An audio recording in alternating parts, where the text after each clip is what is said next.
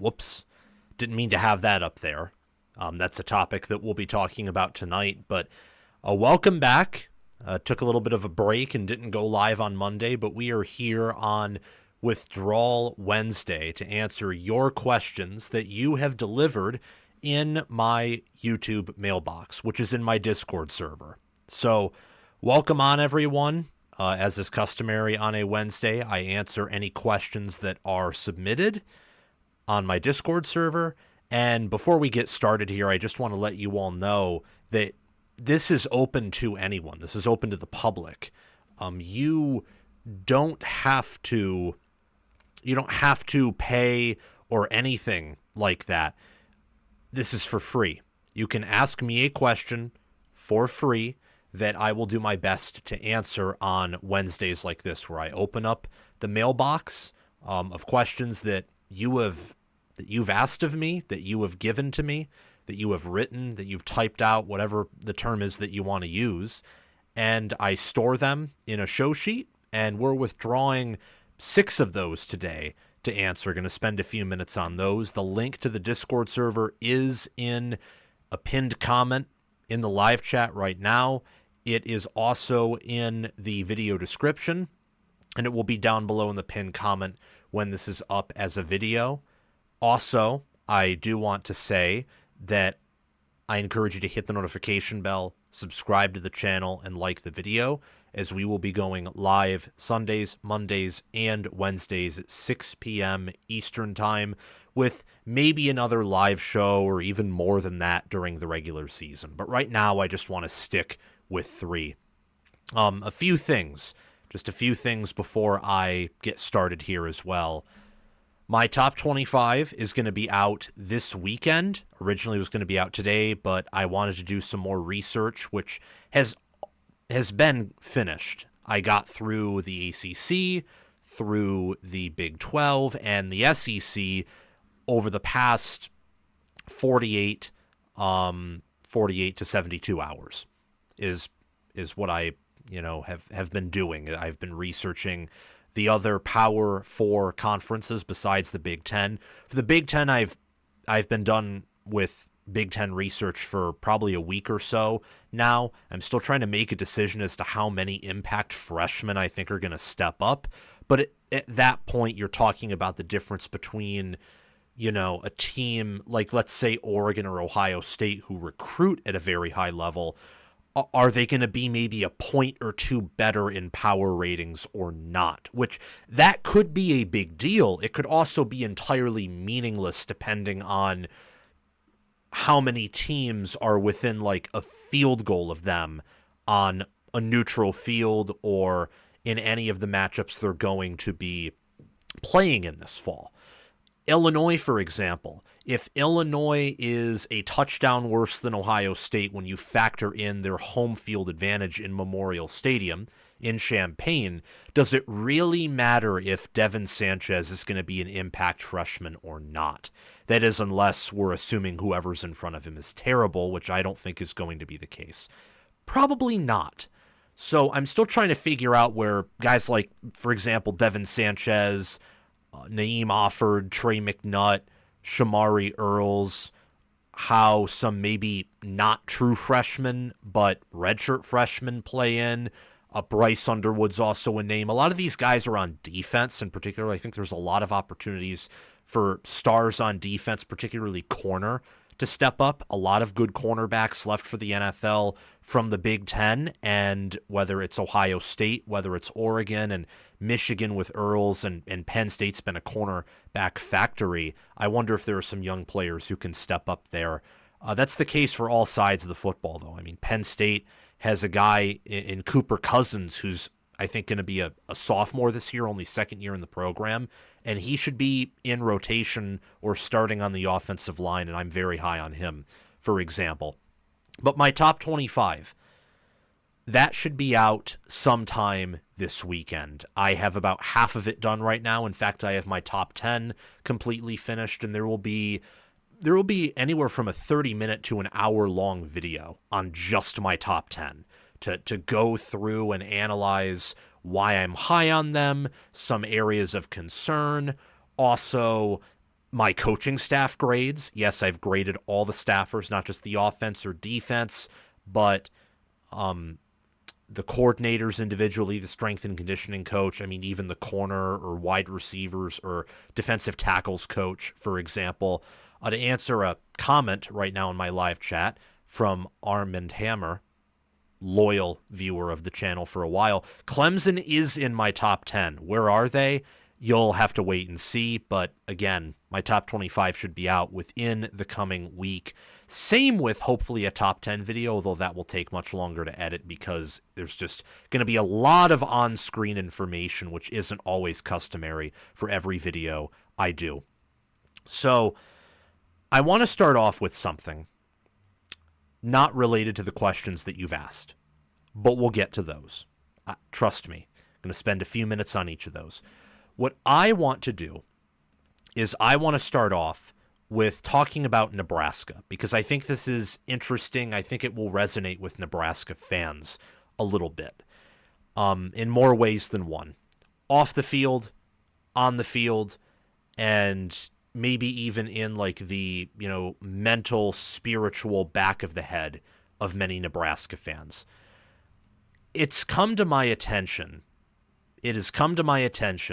that Nebraska has not been taken very seriously in the media. And by come to my attention, I don't mean that this is something that I was totally unaware of and, oh my goodness, well, how can they disrespect a Nebraska team and program that has loyal fans and has been a blue blood? That's not what I mean by that. Nebraska's been a program that's been disappointing and has quite frankly produced some pretty bad and awful football over the past decade. Teams like that are going to face at least some disrespect. What I'm talking about here is today, On3 released a few clips, released a few posts, talking about how Matt Rule wanted the college football playoff to be expanded to 40 teams.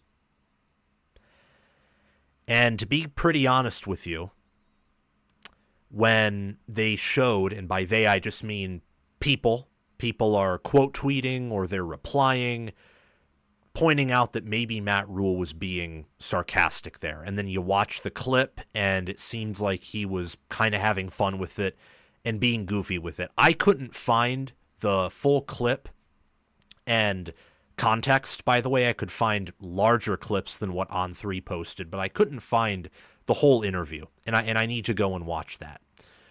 But Nebraska, blue blood program, is unanimously regarded as a top 10 program nationally in history. And the Cornhuskers have produced Tom Osborne. They have produced Frank Solich. You talk about Bob Devaney. All of those coaches either won national championships or they played for a national championship. I mean, Bo Pelini even won 9 or 10 games a season, and he was fired for some off-the-field reasons and some just wacky things about him, total psychopath.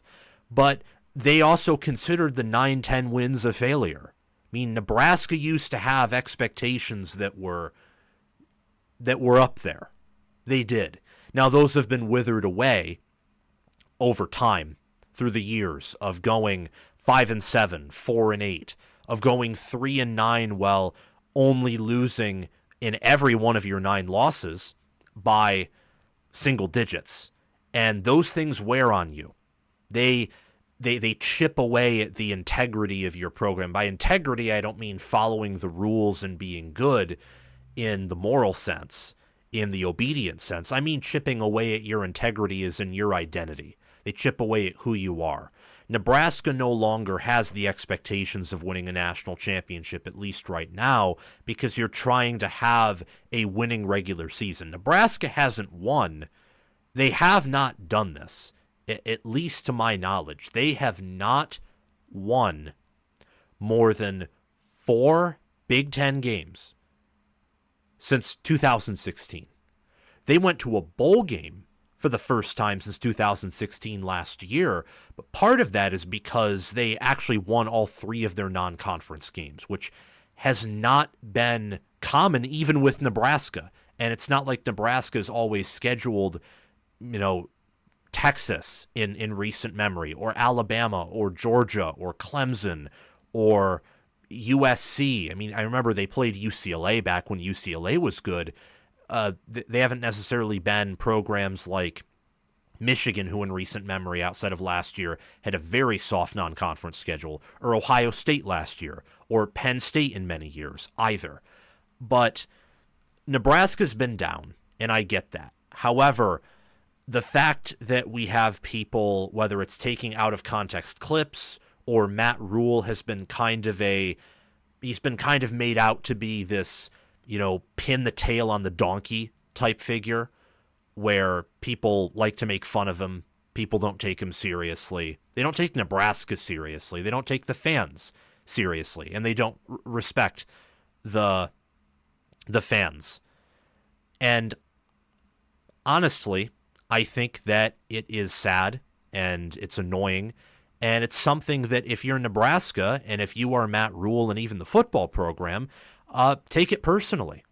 Take it personally. It will go to your benefit.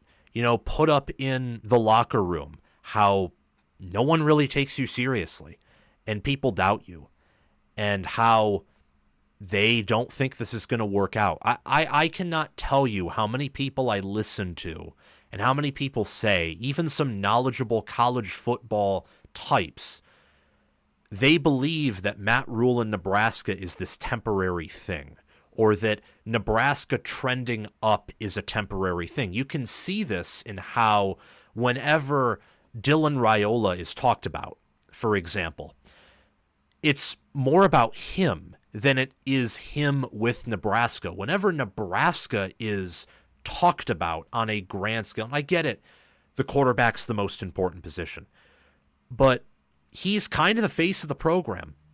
And the reality is, while right now he's a big representative, he wasn't the best player, not even close to being the best player for Nebraska last year. He wasn't even a part of the program in 2023. And I will tell you, if they didn't get him at quarterback for 2024 and beyond, would the outlook of the program look different? Probably. There'd be a more pessimistic look. Would recruiting have the same momentum? Probably not. Wouldn't have the same look. But with what they have in their NIL budget and how active they've been in the portal, I would venture to suggest that they would have done the necessary deed of getting a competent quarterback to replace Chubba Purdy, Jeff Sims, Heinrich Harburg, and we can go on from there. This isn't a user or viewer submitted question. If you want to submit one, by the way, Discord server is in the description and down below in a pinned comment. Just go to the hashtag YouTube mailbox section and ask a question in there, especially if you're a Nebraska fan. I'd love to hear more questions that you have about Nebraska that you'd like me to answer. But I look at the Cornhuskers right now and Matt Rule, and I see that, well, a lot of people either don't respect him or say to people, and this is warranted, to people who are hyping up Nebraska and talk about them breaking through, well, we've been saying this for almost a decade, and nothing's really happened. And I want to put it out there, and I want to discuss that while history repeats, and while the past can be indicative of the future, what I want to say is, look at what Nebraska is doing as a program. Look at how they're recruiting. Look at how they're developing. Look at the players they're putting together on both sides of the football. Look at the moves they've made in the special teams department. And Nebraska special teams has been a joke for almost a decade. Take interest in how Rule talks about, building a culture, and how Rule, I think, has some nuance with college football. I mean, you can dislike the fact that Nebraska canceled their series with Tennessee. I was rather disappointed in that myself. But you can also look at that and think, yeah, if play-in games are going to be a thing for the future of college football, for the college football playoff, if we're heading towards that 16-team model, and at the end of the year you got 3 versus 6 and 4 versus 5. The winner of those get 2 of the 4 automatic bids for the Big Ten. Number 1 and number 2 get an automatic bid. Maybe at that point, the Big Ten championship games just to determine who gets the higher seed, for example, or maybe it's abolished altogether. I don't know. I think that'd be sad, but that's a topic for another day. Why, if you're in Nebraska, why would you even play against Tennessee? Why would you? If there are going to be auto bids and maybe you lose that game, having a cupcake win will be viewed as better than having a close competitive loss against one of the better teams in the country. Don't believe me? Look at last year when SMU got in over Alabama. Now, I don't know if that was all that egregious in one sense, because I thought SMU was a pretty darn good football team and Alabama at the end was falling apart a little bit. But still, if SMU plays Alabama's schedule, do they go 11-1? Probably not.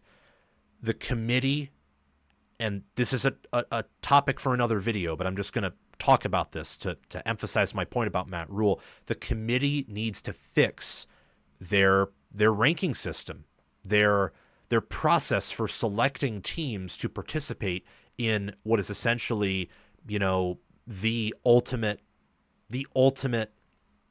pinnacle of the sport at this point. This is now more of a December, January sport than it's ever been. And Matt Rule, I think, has some wisdom and foresight in regards to that.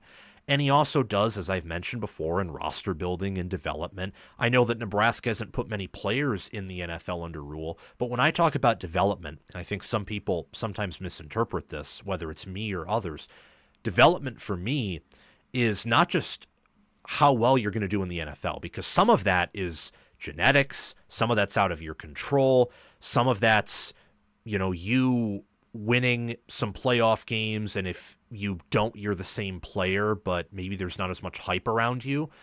NFL executives aren't perfect, and they also look at potential. Why else was Shamar Stewart drafted as high as he was when he didn't have as much college production?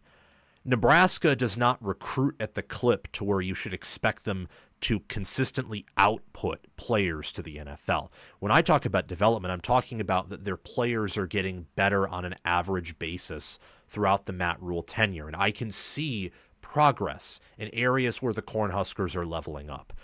All this to say, again, I have been aware in the back of my mind that Nebraska hasn't been respected for a while, but I think it's pretty obvious, especially now, that people view this as a either temporary thing or a thing to talk about to get clicks, or something to talk about to, kind of press the easy button.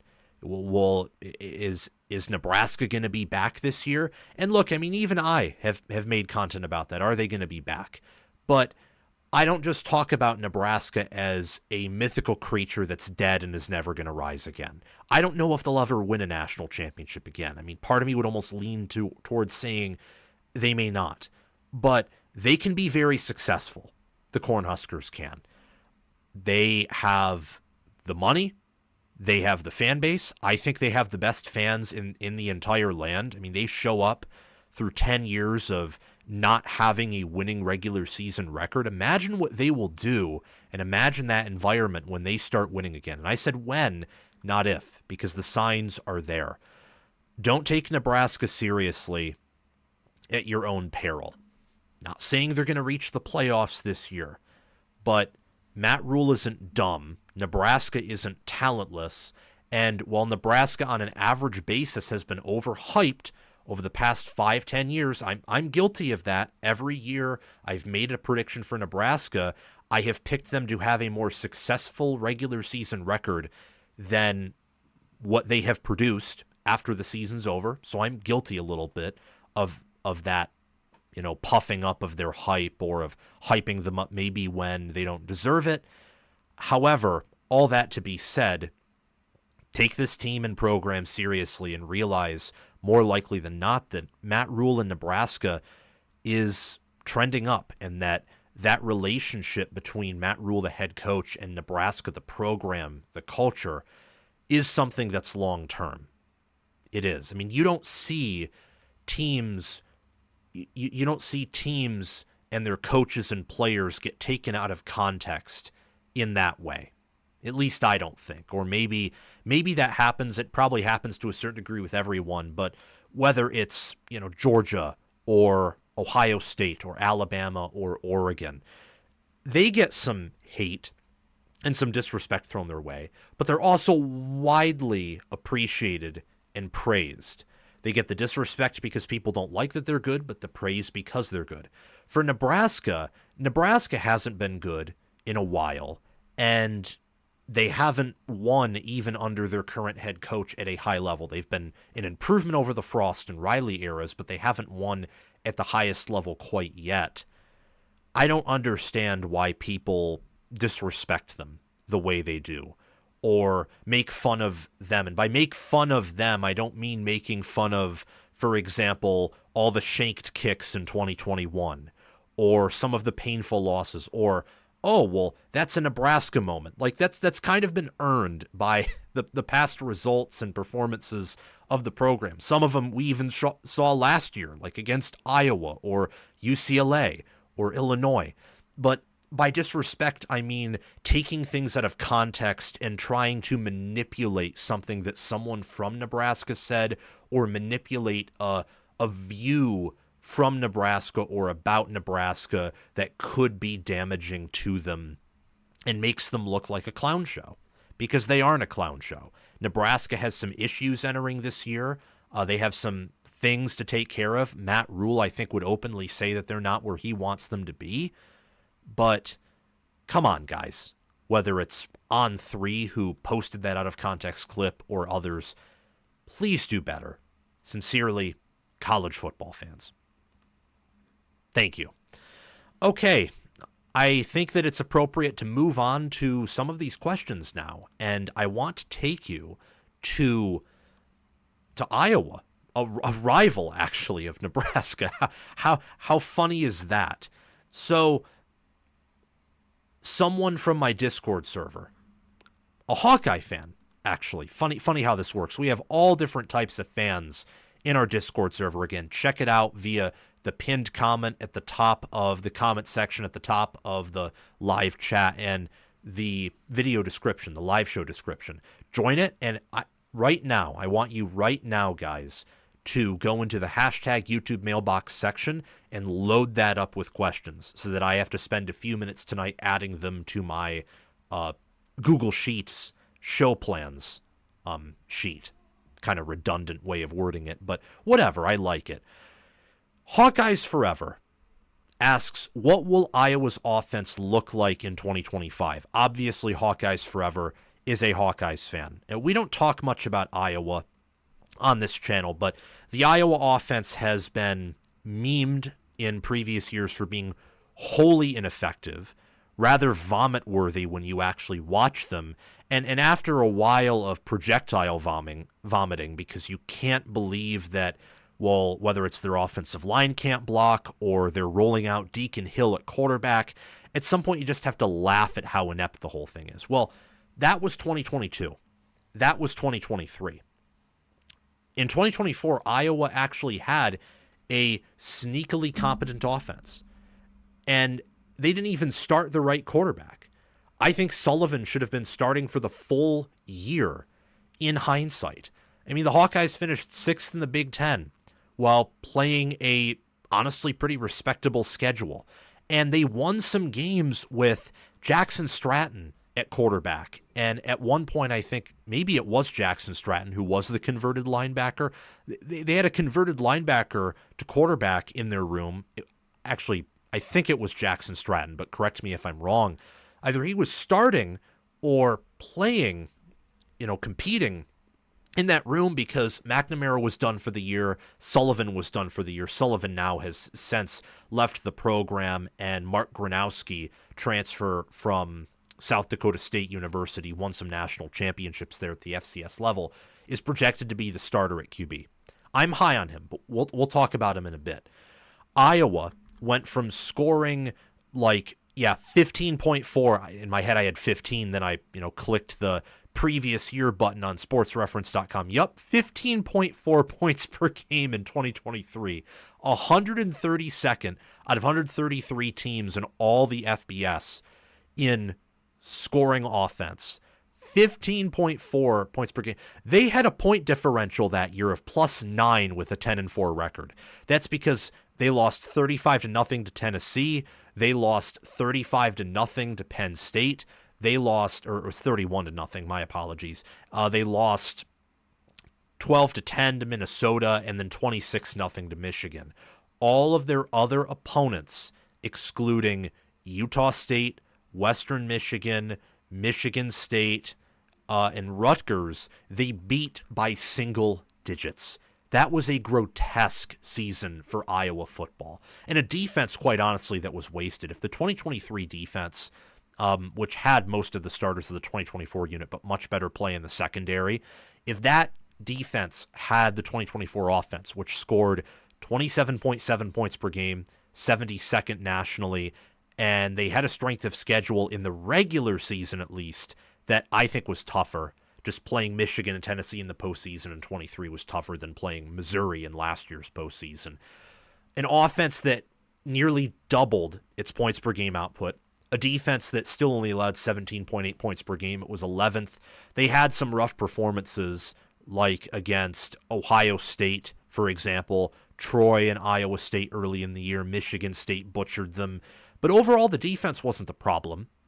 Defense got a little bit worse, and the offense was much better because of some of the travel to places like UCLA, for example, or Minnesota, Ohio State, Maryland. I mean, they had some road games where you're going into tough environments or you're going across several time zones or states. It's hard, especially when you win so many close games the prior year and you regress to the mean in that way. Iowa was actually a top 25 power rated team last year despite having an 8-5 record because they blew out Washington. They blew out Northwestern. They destroyed Wisconsin. They beat Minnesota. I would say beat Minnesota to a pulp. What I classify beating a team to a pulp as is you beat them by double their score. So they score 14, you score 28. Iowa scored 31 on a Minnesota team that only scored 14 against them. Of course, if it's 14-7, I don't know if I'd classify that. But once you get into the double digits of scoring and you score twice what your opponent did, that's sort of what I classify as beating your opponent to a pulp. So Iowa's offense improved. It should get even better this year. When I look at the Hawkeyes depth chart, yes, they lose Caleb Johnson to the Steelers, wonderful running back. I do wonder at times whether he was their entire offense or whether he was just a piece of the puzzle. Iowa's offensive line was rated highly last year. It was rated as one of the best, if not the best in America per Pro Football Focus. But obviously Caleb Johnson made the line look really good. I still think it's solid. They bring back Logan Jones at center, Jennings Dunker, Bo Steffens, got guys like Jack Doltzer and Cade Piper, I think, ready to step up. Addison Ostrenga, Zach Ortworth are back at tight end as some contributors after Luke Lachey has left. They return their entire contributing wide receiver core, Jacob Gill, who led the team last year as a wide receiver with 411 receiving yards, 2 receiving touchdowns. They bring back Reese Vanderzee, who kind of came on the scene as a true freshman. I would expect him to get better after having a somewhat solid year. I'd say a great year for an Iowa true freshman wide receiver. Gronowski's interesting because I think he is definitely an upgrade for sure over any quarterback who's come through Iowa's doors since Nate Stanley left for the NFL. Mark Gronowski, last season, 2024, 2,721 yards through the air, 23 touchdowns, 7 interceptions, and he's had more successful seasons than that. He had a year in 2023 with 3,000 passing yards, 29 touchdowns, 5 picks, a 179.7 passer rating, and he completed nearly 70% of his throws. I mean, you look at Minnesota, a rival of Iowa. We just got finished, if you were watching this live, just got finished talking about Nebraska, a rival of Iowa. Now we're talking about the quarterback of Minnesota, a chief rival of Iowa in Max Brosmer, who's now with the Minnesota Vikings, I believe, as an undrafted free agent. Brosmer at New Hampshire never had a passer rating above a 146.2. And he didn't win a national championship at the FCS level like Gronowski did. With receivers coming back, with an O-line that I still think is going to be one of the Big Ten's and consequently nation's top O-line, with Kamari Moulton and Jason Patterson, and then a defensive line. This isn't the offense, but still it helps to have a good defense that can give your offense some wiggle room and margin for error. Max Llewellyn, Aaron Graves, Jeremiah Pittman, Ethan Hurkett. I quietly think that this Iowa defensive line will be superior to what it was last year, especially with the additions of Jonah Pace, Bryce Hawthorne, I think a player like Kenneth Merriweather who could be ready to step up in that room. This should be an offense that, if last year's could score 27 points per game, with a much better quarterback, a mobile quarterback, an O-line that I think resembled more of a 2010s Iowa O-line than the 21, 22, or 23 unit, with a group of solid tight ends, and probably, I would hope so, Iowa's best wide receiver core since the COVID year, or since 2019, when they had Amir Smith-Marset. You're thinking maybe you can score in the 30s, like hit 30 points per game, 31, maybe 32. Why not? I think that should be the expectation, that you field a top 60 scoring offense, or one that's at least closing in on being top 50, because then you're just above half in the FBS. There's about, I think, 139 FBS teams this year, 136, so on. So being top 60 puts you in the top half of the FBS offenses. And with how much the defense loses, if Iowa doesn't want to have a losing record, I would say that they're going to have to take steps forward on the offense. I think they will. I think that Gronowski is going to be a quarterback who, while I wouldn't place him in the top half of Big Ten quarterbacks, I think the Big Ten is super deep. And I mean super deep. I think it's the deepest conference in America this year with quarterback play, especially in relationship to potential. I think Gronowski is definitely a top third quarterback in the FBS. Could be even better than that. Has the potential to be a top 25 quarterback, especially as he's in Tim Lester's system longer. Kamari Moulton. I mean, if Iowa's O-line was the story and it wasn't entirely Caleb Johnson, Moulton could be a 1,000-yard rusher, and Patterson could have success as well. I do think Iowa's offense will take steps forward. The problem is there is a floor there with Johnson leaving, with some of the offensive line departure, with Gronowski coming off of an injury, the fact that the wide receiver room is still limited. And then you look at their schedule, Iowa State on the road, and I think Matt Campbell's finally figured out the Iowa thing a little bit. Rutgers on the road. I'm not talking about UAlbany and UMass. Those should be auto wins. Indiana at home, Wisconsin on the road, Penn State at home, Minnesota at home, Oregon at home, USC on the road, Michigan State at home, Nebraska on the road.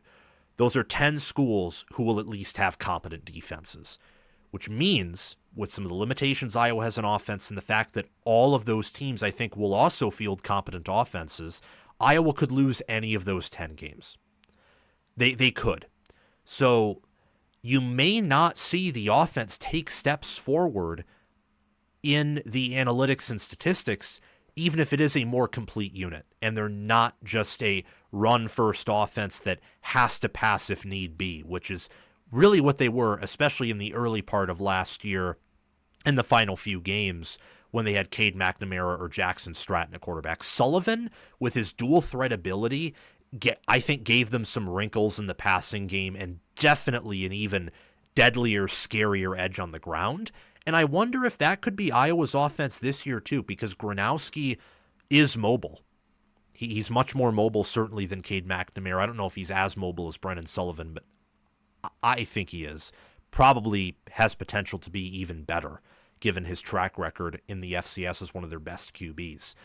So to answer your question, Hawkeyes Forever, I think the Iowa offense will look a bit more balanced. I think there will be more passing involved. I don't think you will see as many third and long handoffs where, because Caleb Johnson can just break so many tackles and bounce off defenders and just has such impressive feet and a will to fight, your best option on third down is going to be more so toward Gronowski and maybe either his legs or his throwing capability, rather than having a running back who should have been a Heisman Trophy finalist being able to convert a third and long because he's just that good, and he has one of the most experienced veteran NFL-like offensive lines in the entire country. That's, in a nutshell, as sort of a maybe run-on thesis statement, what I think Iowa's offense will be. They will be much better at passing the ball. I think a little bit worse at running the ball that somewhat takes away how large that edge of growth in the passing game is. But it will be Iowa's best offense easily since 2019 or 2020. I forget how good the 2020 offense is. So let me fact check myself first. I don't exactly remember that. It scored 31.8 points per game. That offense did, and Tyler Goodson was an all Big Ten running back that year. Yeah, so it'll be the best offense since 2020. Could be better. Could be the best since 2019 with Nate Stanley at quarterback. They have a tough schedule ahead of them. There's a lot of work to do on defense. Phil Parker's a wizard. I have a lot of respect for him. So if the defense reloads in maybe a way that many outsiders think is unexpected, and what I think is true on offense comes true, you could have a very exciting year of Iowa football, and I think regardless the year will be exciting because of the losses on defense that give some uncertainty there, but also the cautious optimism about the QB situation and the offensive line, maybe even a bit of a receiver, and just Tim Lester having a second year to positively impact this Hawkeye offense. Up next, let's talk about USC. A little bit of a long-winded question there, or answer on my part, not a long-winded question. Maybe this one will be a bit more brief. Let's check out what all of you are saying in the chat. Oh, wow. A lot of people in here. That's what I love about our channel. Even when I had that month and a half break, when I went live, people tuned in. And people are tuning in right now, which I think is pretty good. So that's great. Hi, Armand Hammer, Ryan Sherd, Chris Lane, Justin Rogg, Joe Ressa, Tyson Kreckney. I think it's how we pronounce your name. Aaron S. And Jake Whitley says, "Go Big Red, Sam. Let's go. Go Big Red" to you and any other Nebraska fan in here. Okay. So USC, got to talk about whether they or their staff can develop this monster 2026 recruiting class, which is pretty incredible. So the USC Trojans have 27 commits. Is it 27? Yes, it's 27 commits in their 2026 recruiting class. That's insane. And they're going after 30, 35, some even say 40 commits. They have the number one class right now, a lot of top 100 players as you'd expect, because their average rank per recruit is hovering around that 92 rating, which is a mid-level 4-star, and that's one of the highest ratings that you could ask for any program. I mean, when you factor in the transfer portal rankings, we're talking about 24/7 Sports here, a lot of teams don't pass that average rank per recruit of a 92. A lot of them don't. They don't pass that threshold. You only see Ohio State or maybe Texas or Oregon or Georgia, Alabama pass that. USC right now has 17 4-star commits, 10 3-star commits per 24/7 Sports team talent composite. And they're in the running with some 5-stars, more 4-stars. They're doing a better job locking down the California recruiting area. I've talked about this before, so I don't want to be too long-winded with it, although I'll bring up some of their commits and different things. But I mostly here want to focus on USC's staff. This question that inspired this video is asked by Gyro. Not a USC fan, actually, an Ohio State fan, always active in the Discord server, asking questions in the YouTube mailbox channel. If you want to ask me a question, join the Discord server via the link in the description or pinned comment.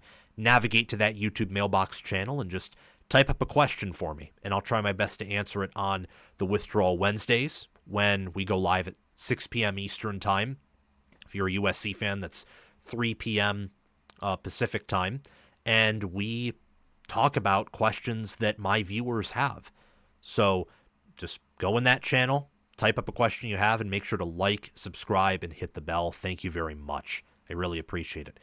Gyro asks, verbatim, does USC have the proper staff to develop the massive 2026 recruiting class? Yes. Yes, they do.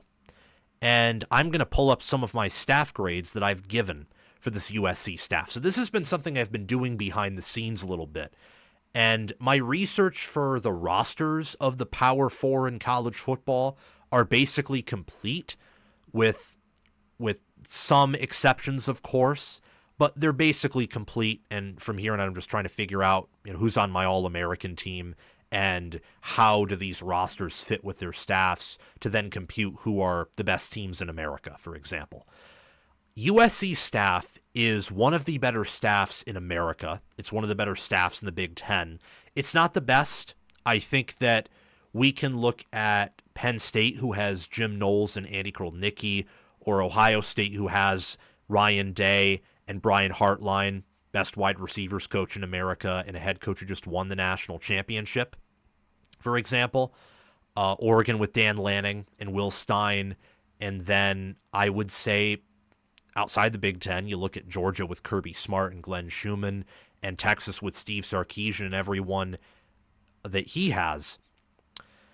It's not the best staff, but it's one of the better staffs. It can be the best staff. I think it has that potential because I think Lincoln Riley can be a top 5, top 10 head coach. He hasn't shown that much, and he hasn't performed at that level at USC, but he can be that. I really, though, want to focus on not just the overall staff, though we'll touch on that here. I want to focus more so on the defensive side of the football because especially before Xavier Griffin decommitted, which he's from Georgia, as long as you hold on to the kids, I think on the West Coast, that is already an improvement over the previous recruiting strategy. Thanks to Chad Bowen for that. And holding on to Kinyi Pepe, I hope is how you say his name. If not, I apologize. The 5-star offensive tackle, because offensive line play, and especially when it comes to winning titles and winning at the highest level, high school recruiting for the offensive line and recruiting studs, that's very important. He's actually ranked ahead of Jackson Cantwell right now, per 24/7 Sports' own individual rankings. 6'7", 320 pounds, absolute monster from IMG Academy. But you have R.J. Sermons, Simode Kadewanga, Jamian Winfield, Tumohini Topui, Deshaun Redo is an offensive player, but then Albert Hill is a corner, Brandon Lockhart's a corner, Braden Jones is an edge. A lot of the top players are players on defense. They're going very heavy on corner and on the defensive line. Front, just all around, corner and then the defensive front. Look at USC's defensive staff here. You have Eric Henderson, Sean Nua, Rob Ryan, Doug Belk, Trevon Reed, and Deanton Lynn, all of whom, except for Trevon Reed, have been coaching in college football or the NFL. They've just been coaching in any level that isn't high school for more than a decade. And they have been in their roles, specifically Eric Henderson, Sean Nua, and Doug Belk, for over a decade or more. Henderson came from the NFL where he worked with Aaron Donald and was a successful NFL assistant coach with the Los Angeles Rams. Guy's also a co-defensive coordinator with the Trojans and their run game coordinator. I think he's one of the best in the business there on the defensive line. Sean Nua helped develop Aiden Hutchinson and Kwity Paye at Michigan, who were first-round defensive ends and who have had very successful careers in the NFL. He's one of the best in the business there as their DN's coach. Rob Ryan, brother of Rex Ryan, may have heard of him. He's had almost 40 years of coaching experience. And he's going to be an instrumental part, I think, of USC taking a step forward on defense this year, which is a whole different video I could make. Doug Belk was known and respected by many circles for what he did at Houston under Dana Holgorsen for their defense. And he's the DB coach right now for the USC Trojans. 10 years, 11 years actually in this specific role, 15 years overall. And then Trevon Reed, the corners coach, younger coach, but is bringing Chasen Johnson from UCF along with him. And at this point, given how good Lynn is, I think Lynn is a top 10, if not top 5, I'd actually say top 5, I'll just put it out there, defensive coordinator in America.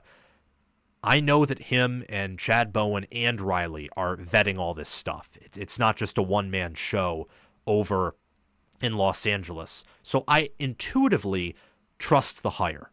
Don't think it's a bad one. They absolutely have the staff to develop this monstrous class. And I would say especially on defense, where I trust to this degree their defensive staff more than their offensive staff. Not because I don't trust the offensive staff. I do, for sure. I trust it with Riley, especially calling the plays. But you have some changes there, like Chad Savage at tight end, Zach Hansen being moved from tight end to the offensive line, Luke Heward being promoted to OC, and Lincoln Riley last year just produced his worst offense in his tenure, and I don't think he ran the football enough, and he got very pass happy, and that's kind of away from his offensive identity, where his offense is a run-first offense, and you build the pass off of that. Maybe that was a Miller Moss thing, where Miller Moss wasn't a mobile QB at all, but you had Woody Marks, and you had Quentin Joyner and an awesome offensive line. One of those offensive linemen in Emmanuel Pregnon's at Oregon. So I don't know exactly why that happened. Last year was a very weird year for USC in the sense that, including last season's close losses, Riley wins around 70% of his close games. History at Oklahoma, and USC. And yet he had a losing record in close games last season.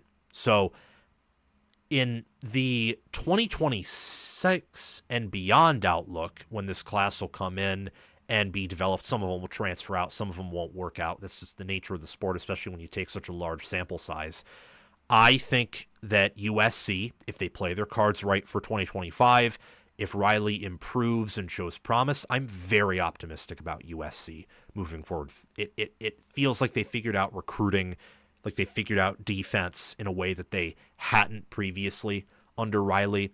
I think they figured out development too, not just with the defensive hires and retaining key guys like Dennis Simmons and Anthony Jones Jr. and also DeAnton Lynn, who other schools wanted, but by firing Benny Wiley and hiring Tremaine Carroll from Kansas State, who I think is one of the best in the business there. This staff is one of the best staffs in America. Could be looked at as one of the top 3 or 4 or 5, one of the national championship staffs in America over the next, not even 2 years, I'd say the next year, depending on what they do this season. I think USC has a ceiling that's almost limitless this year, just like they've had under Riley almost every year outside of when Grinch has been there. But their floor is also, with all the outgoing transfers, lack of returning production, their floor is low. I think, to answer your question, Gyro, that they can develop this massive 2026 recruiting class. I have Lynn as a top 5 defensive coordinator in America. I think Dennis Simmons is a top 10, if not top 5 wide receivers coach. I think that Eric Henderson is a top 10 defensive line coach. I think that Doug Belk is in that range as well, top 10, top 15 in terms of a defensive backs coach. Sean Nua and then Rob Ryan. I would say the same with Anthony Jones Jr., Chad Savage, Zach Hansen. These are all coaches that are like in the top 25, if not better, of their field. And I think Tremaine Carroll's a top 10 strength and conditioning coach. I thought the world of his program and how tough Kansas State was and how good they were, sound, heck, even elite NFL-esque in their developmental program. And you're bringing that to LA, the toughness, the development, and I would say the confidence too, should be through the roof. You should be paying attention to USC. And if this class is able to retain its core, because with how big it is and how many commits there are taking, there are going to be some players who think, this just isn't for me. Too much competition. Maybe in a sense it could be taken as desperation, trying to grab that many players. It's too much. Don't want it. It's okay. It's not for everyone. Doesn't mean that player is making a bad decision either. You can not fit somewhere personality-wise or intentions-wise, and that doesn't mean you're not serious or soft. Seriously, that goes for anywhere. A player should be able to make their own decision, and there are a plethora of great staffs in America. This staff, I think, is one of the best. It is clear in looking at it that they're really looking at offensive line, defensive line, corner, and then you got some wide receiver, of course, sprinkled in. It looks like a pretty balanced class, but really I think a focus is on defense, especially when you look at the higher players, the top 100 players that they have. They're doing a wonderful job recruiting. They're doing a great job, I think, managing their current roster. I think with all they lost in the portal and with what they have come out with, that Chad Bowen and Lincoln Riley and DeAnton Lynn and all their assistant coaches did a good job of letting guys go who were going to go and not overpaying them to stay while holding on to your best players and starters, for the most part, of course. And I think that when this class enrolls, and if they can hold it together, they will be able to develop this class. And that's scary because this is USC's most complete recruiting class and best overall in a while. And if they get around 30 commits and they hold on to the blue chip ratio they have and that average rank per recruit of around a 91, 92, maybe they can pass that and try to go for a 93 if they land some 5 stars they're interested in, like Ryder Lyons at quarterback, for example, who's been hinted before as looking at USC, then, well, absolutely. I mean, they can finish with the number 1 class in America. And that with this staff, or even just a top 5 or top 10 class with this staff, I think will yield positive dividends down the road. Let's talk next about Wisconsin. Wisconsin. So a viewer entered my Discord server and asked a really perplexing question. Like a really perplexing question. It starts off pretty reasonable, but then you begin to look at it and you think, what? Parker Mose, Wisconsin fan, Green Bay Packers fan, I think diehard for both of them. If you see this video, Parker Mose, make sure to correct me if I'm wrong on either of those accounts. He asks, can Wisconsin navigate a very tough 2025 schedule to a bowl game win or to even double-digit wins? He's essentially asking, can Wisconsin turn lemons into lemonade with their schedule? And certainly, somehow earning double-digit wins with this schedule would be the definition of turning lemons into lemonade. I mean, if Wisconsin, let me tell you something. Wisconsin wins 9 games with this schedule, we're talking about them as a college football playoff contender. They win 10, you could be looking at Wisconsin with a home playoff game. And I will tell you why. So let's take a look at this schedule here. Let me read it out to you. So they start out with some easier games. They did last year, and with how they started off, you could kind of tell, yeah, their defensive front is a little bit undersized, doesn't have a whole lot of depth to it, and their offense is just very clunky. That's why they got rid of Phil Longo and replaced him with Jeff Grimes. Miami of Ohio is who they host in week 1. They then host Middle Tennessee State University in week 2. They have to travel to Alabama in week 3, which I do not think is a guaranteed loss, but it likely will be a loss. In week 4, they then host Maryland. They get a bye in week 5, and so far this is a challenging schedule, but not impossible. Not 2024 Georgia or what we thought Florida's was going to be in the 2024 preseason, or the schedule in totality that LSU played in 2019. It's not that. Or the 10-game SEC schedule that teams played in the COVID year. If you think that teams in the COVID year were strong, which I think some like 2020 Bama were, speaking of Alabama, but that's a topic for a different day. After the bye week in week 5, this is where the schedule begins to really have this toxic, poisonous, discouraging kind of hint of death, smell of death, odor of death, like sense to it. Tripping over my own words. But then again, if you told me, if you woke me up tomorrow and asked me how my day was, how my night's rest was, and I'm talking normally and I'm happy, and then you show me this schedule and you tell me that this is going to be my team's schedule next year, and if my coach doesn't win 7 or 8 games with this, he's fired and the program has to restart, you would find me stuttering and tripping over my own words and settling into a panic here. Wisconsin has to travel in week 6 to Michigan on the road. They then host Iowa in week 7. They host Ohio State in week 8, and then they travel to Oregon in week 9. They get a bye, thankfully, to rest, because then they have to host Washington in week 11, travel to Indiana in week 12, host Illinois in week 13, and play at Minnesota in week 14. My top 25 is not ready yet. It isn't. But I will tell you that Alabama, Michigan, Ohio State, Oregon, Indiana, Illinois, and Minnesota will be on it or inside the top 30. Straight up. And you can extend that if you want to Washington and Iowa, who will definitely be top 40 teams. Wisconsin may not be top 40. A lot of preseason power ratings say they're just around that level. And yet they have to play 7 teams, all of them except for Alabama in conference, who will be projected as better than them, and an additional 2 who will be similar and who could be better than them. It's a very tough schedule. It is a schedule that I would liken to Georgia's last year, which was the toughest schedule in the nation. That is a schedule that can turn an elite team into just a great team. It can turn maybe a average or even below average or bad team in Wisconsin to a team that at the end of the year may look like 2024 Purdue more than it looked like 2024 Wisconsin. It's a tough schedule. I think Georgia last year got mentally challenged and even a little bit broken by their schedule at times. People and players talked about how their chemistry was a little bit off and the injuries piled up because they're playing tough games, and it's hard to rest their starters when you're in so many close games and you're playing so many good teams that can play you close as Georgia, and that just wears on you. It challenges you. And Wisconsin isn't Georgia.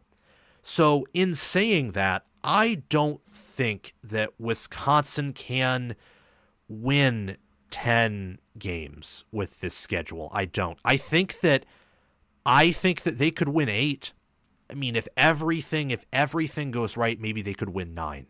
But the issue I have is Alabama on the road, Michigan, Oregon, Indiana on the road, and then Ohio State at home, and Minnesota on the road. Minnesota has done a good job in recent years of beating Wisconsin under Fleck.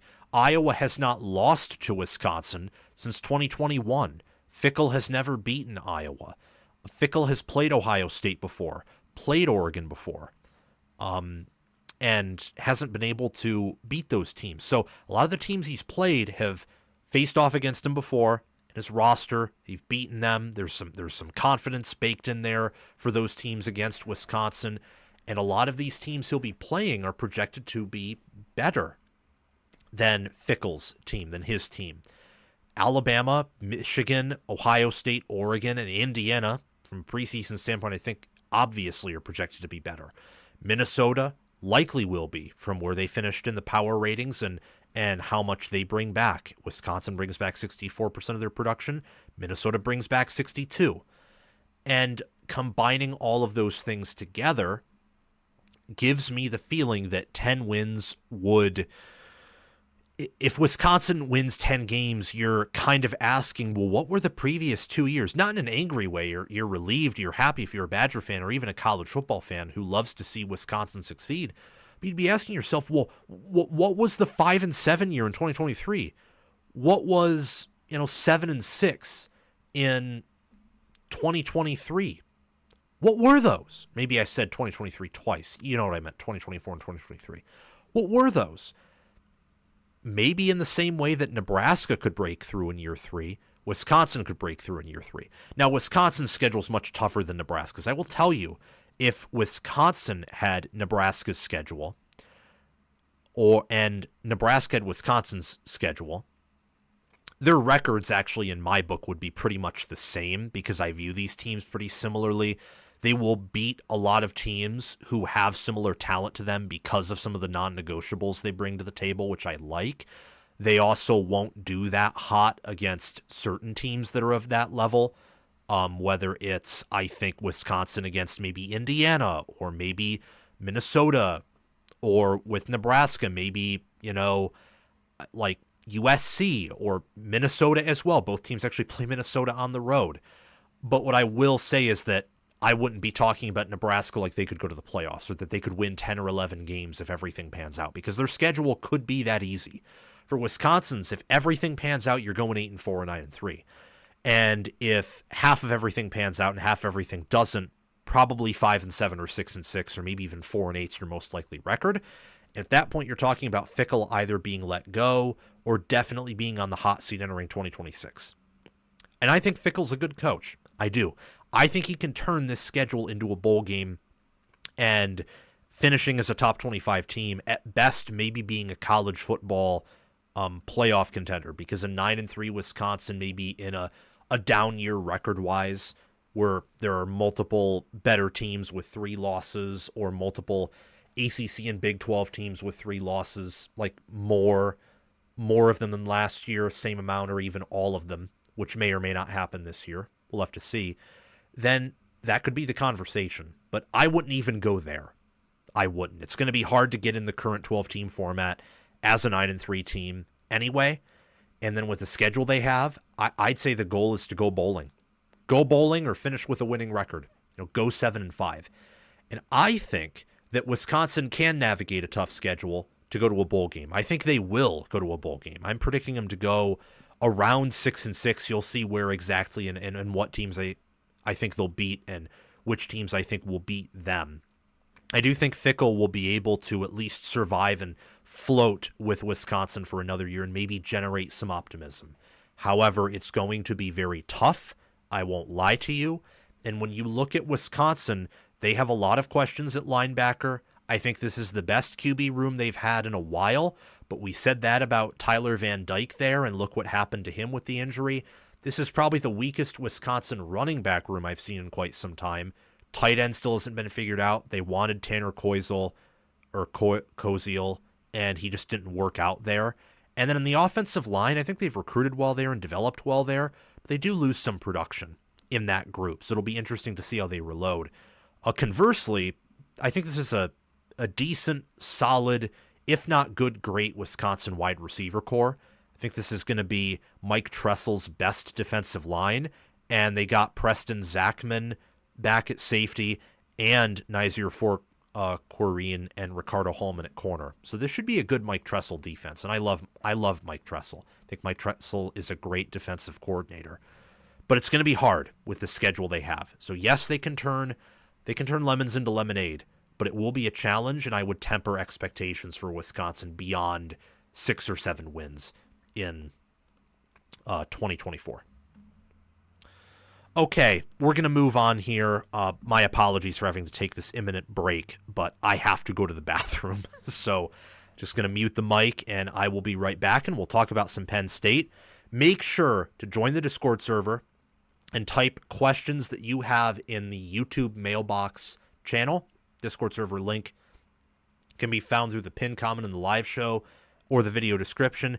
And also, I'll do a 5-10 minute Q&A, brief Q&A session at the end of the video. Ask questions in the live chat right now. If you can include a super chat, that'll help me more easily sort through them. But if not, if you can't afford that or just don't want to, just ask questions and maybe I'll get to it. I'll see you very soon.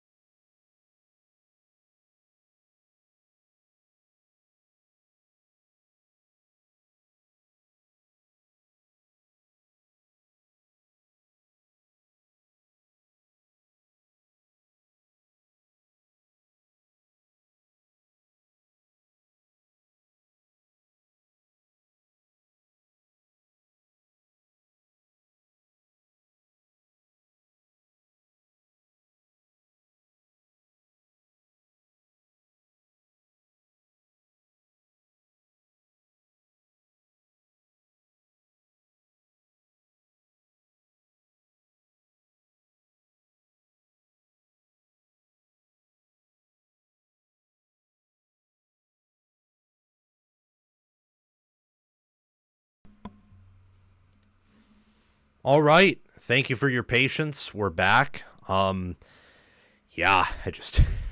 when you have to go, you have to go. And I try to not do that during the live show. I haven't for the previous ones. But, again, when you have to, you have to. Okay, I'm going to just pop out the chat here. I hope this doesn't erase everything. It might. No. Okay, thankfully it did not. I just didn't want it to because I saw we got a super chat in here. Again, ask your questions, whether it's in a form of a super chat or not. If it is in the form of a super chat, I am more likely to answer it than not just because of time constraints. But if you can't ask a question, maybe I'll get to it. Thank you very much. This question was brought to me in regards to Penn State. And Penn State, as many of you know, is, I don't know if they're the consensus preseason number one. It feels like a lot of the college football analyst world has them consensus preseason number one. But I've seen Texas, I've seen Ohio State. I haven't seen much of Georgia or Oregon, which kind of scares me because of the whole, inverse analysts, not when it comes to the entire top 25, because they're at least within striking distance of being accurate. But sometimes there's a team they're ranking just a bit too low and they're not talked about at all. And you just get a feeling they're missing something here. They're really missing something. That's not Penn State.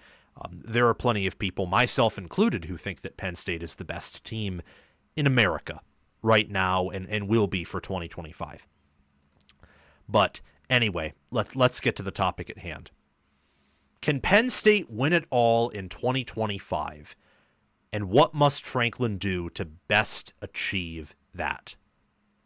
That's what Nick P. almost verbatim asked. I'm actually going to do that all over again. I think there's a better way I can phrase it. Can Penn State win it all in 2025? And what must Franklin do to maximize his odds of winning Penn State their first title in the 21st century? That's the question that Nick P., an Indiana fan, asked me in my Discord server. So I want to answer it on here on YouTube. If you can do me a favor and like the video, subscribe to the channel, comment whether you think Penn State can/will win it all in 2025, and any suggestions you'd have for James Franklin.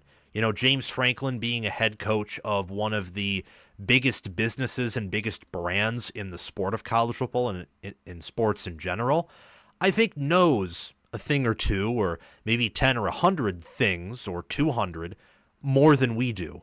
But still, a suggestion for the fun of it in the comments would be incredible. And join my Discord server and ask me a question in the hashtag YouTube mailbox section via the link in the description or pinned comment. That's where you can join the Discord server. Do that, and I'll try and make a video out of your questions. But Nick P. asked whether Penn State can win it all or not, and what must Franklin do to make sure that that has the best possibility of occurring, of Penn State winning a natty. So Penn State finished 13-3 last year, 8-1. They were second in the Big Ten, had an opportunity to win the Big Ten by playing in their first Big Ten championship game since 2016 when they won the conference, and since then it's been Franklin's only Big Ten championship. I think that with all they're bringing back, with Drew Aller, with Nicholas Singleton, with even a guy like Khalil Dinkins and Luke Reynolds, who are behind Tyler Warren but should be pretty awesome tight ends, with who they bring in with Trevor Pena, Kyron Hudson, Devontae Ross, and what they return in the offensive line, whether it's due to injuries, players wanting to win a title, or just what they've developed there, I think this will be Penn State's best offense in the Franklin era. And then with what they have on defense, bringing back Zane Durant, Denai Dennis Sutton, Zariah Fisher, who had some injuries last year, Ty Blanding, Alonzo Ford Jr., Caleb Artis, I think, is a player who could emerge this year. They bring back Rojas and DeLuca at linebacker and bring in Amari Campbell, one of the better linebackers in the ACC last year at North Carolina. Zakee Wheatley is a safety I'm high on, and I think Dejon Lane will be good. And then A.J. Harris has gotten some projections to be the next Penn State corner taken on day 1 or day 2 of the NFL, currently mocked as a first-rounder, and then Elliott Washington and Davion Collins, Zion Tracy, who played a little bit at corner, Tracy at nickel, started there for much of the year. They come back. Same with kicker Ryan Barker, punter Riley Thompson, main return specialist Nicholas Singleton. They bring back much of their two-deep. They do lose some production, hefty amounts of production, Tyler Warren and Abdul Carter, but they return a lot of their two-deep, many of their starters, and they upgraded at staff by hiring Jim Knowles, retaining Kotelnicki, Jajon Cedar, left for Notre Dame, and I think they upgraded there, or at least retained Cedar's level of excellence by hiring Stan Drayton, former Temple head football coach and former Ohio State and Texas running back coach.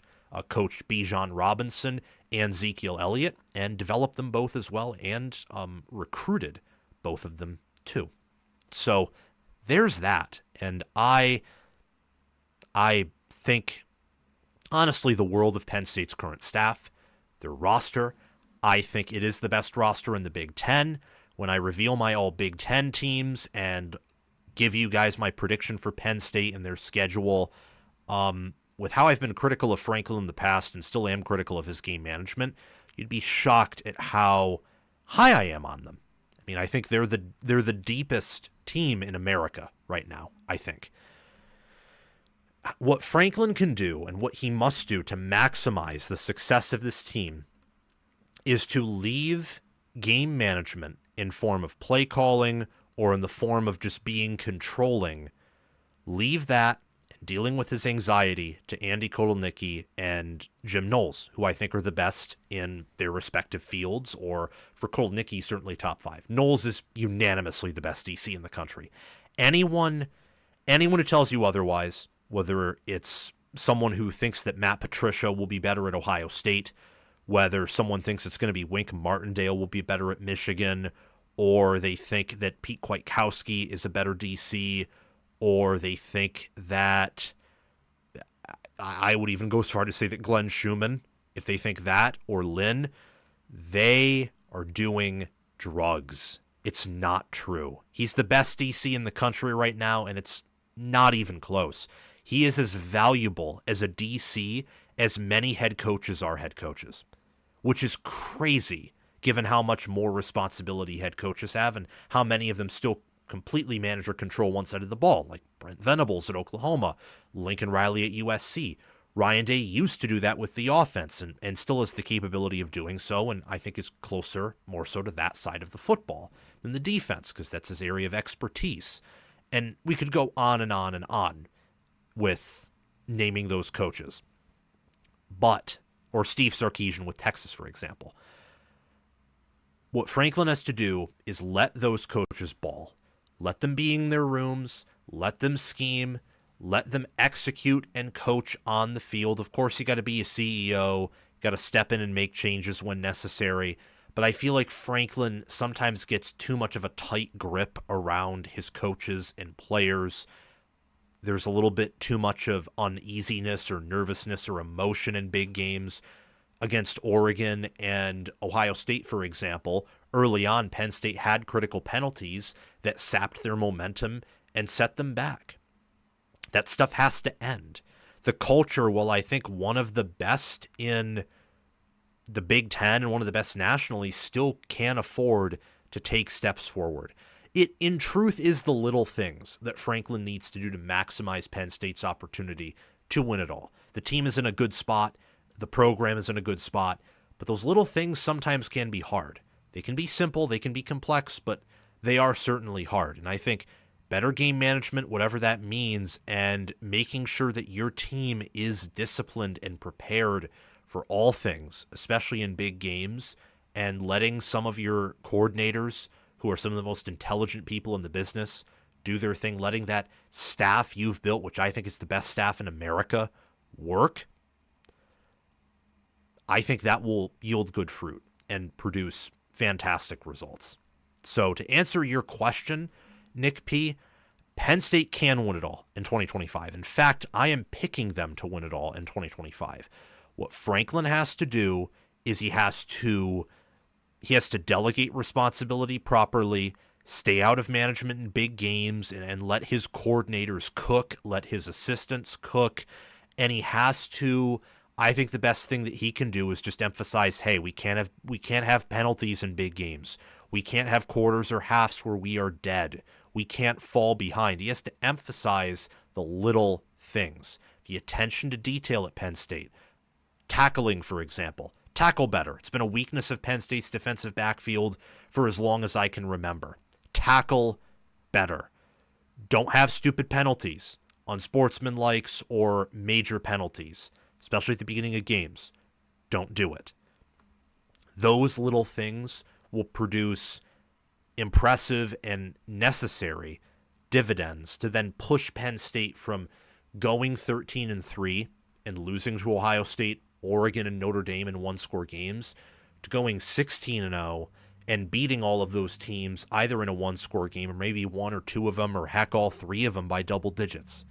That could be the difference between a team that once again is memed into oblivion as a team that fell short and wasn't all that good, even though I think Penn State last year was a top 5 team for sure.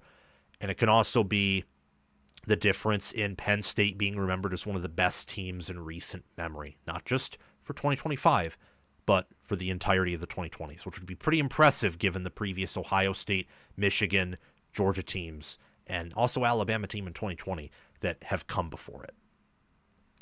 All right, got a text here that I would want to read. Oh, it's just from my graphic designer. I'll get to it after the show is over. We're now going to move on to Michigan, and then we'll get to a really interesting question actually about Ohio State. Oh, cool. Got a big super chat here. Don't worry, I'll actually spend time answering that at the end of the video. Seriously, I will. And we had quite a bit of viewers and still have quite a bit of viewers on here, which is pretty awesome. Yeah, thank you guys. So the show will probably end up going on for 2 hours or so, but let's get to it here. What will Michigan's season look like on offense? And more importantly, what is their ideal season on the offensive side of the football after finishing with one of the worst offenses that Michigan has produced in the Jim Harbaugh and post-Harbaugh era? So since 2015, the end of the Brady Hoke disaster, the beginning of the Harbaugh era, up until the present day. That is what Gyro, an Ohio State fan, so I think he's looking for some intelligence on the enemy here perhaps, asks. Verbatim, his question was, what is Michigan's ideal 2025 season offensively? I think this answer has to be one that is multifaceted, if that's the word, that can only be answered through multiple layers. The base layer being that of the team, what's their ideal season, and then the second or third layer, maybe fourth, the deeper layer of the onion that really relates to the offense specifically. Because the defense last year finished top 15. It was a unanimous top 15 defense. At the end of the year, I think it was playing at a top 5 level after not playing at even a top 25 level at times in the first half, first even 2/3 of the season. With all they bring back, I know they lose Graham, Grant, Stewart, and Johnson. Johnson wasn't playing for the vast majority of the season, especially towards the end. It's like saying, well, Ohio State lost Josh Simmons. Yeah, and they probably won't have a tackle this year as good as Simmons was when healthy, just like Michigan won't have a corner as good as Will Johnson when he was healthy. But those teams are used to playing without those specific players, so it's not as massive of a loss as if they lost them and they were playing in every single game. Still a loss, but one that is certainly minimized. Up front, I can't say the same thing. What I can say is that Rayshawn Benny comes back, Trey Pierce returns, and then Damon Payne and Trey Williams transfer in, and Ike Iwuna, I think, is a player who can contribute this season, was in the rotation, sprinkled in there last year. The Wolverines returned Derek Moore at the end, and they got TJ Guy and Cam Brandt there as well. I still think this is going to be one of the best D-lines in the country this season. They returned 4 seniors at linebacker. Barham and Hausman will start. Rod Moore may make a recovery at safety, and if he plays healthy, he'll be a great player once again. And Yair Hill at corner had some good moments last year. Same with Zeke Berry. We'll see how all of that works out. I think, once again, the strength of the defense will be the front, the coverage, the secondary. That's the question. It'll be a more balanced defense than last year. Probably better overall, assuming that the adjustments last year translate to this year, but you never know.